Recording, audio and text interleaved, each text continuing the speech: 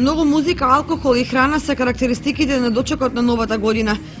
Жителите на 4 општини во Кочанската котлина со веселба и желби за среќа и здравје ја дочекаа новата 2016 година, од која посакуваат да биде многу подобра од претходната. Вообичаено за новата година на луѓето забави се случуваат во рестораните каде со музика, изобилство храна и алкохол се прославуваше до ранните утрински часови.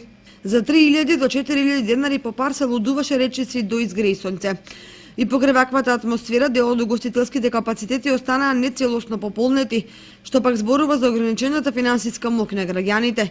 Но затоа тие што немаа можност да прославуваат на нова година, тоа го направија на популарната втора вечер на 1 јануари, кога за значително помали пари добија прекрасна забава. И новогодишната и првојануарската ноќ во регионот поминаа мирно и без проблеми. Од полициската станица во Кочани јавуваат дека оваа година била една од најмирните, без ниту еден пријавен инцидент, и во сферата на сообраќајот немало проблеми.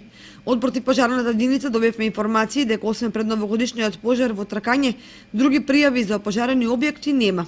Во акушерското оделение при општа болница во Кочани до денеска нема новороденче, што значи останува да се чека да се види дали со машко или со женско бебе ќе започне оваа престапна година, во која новородените ќе имаат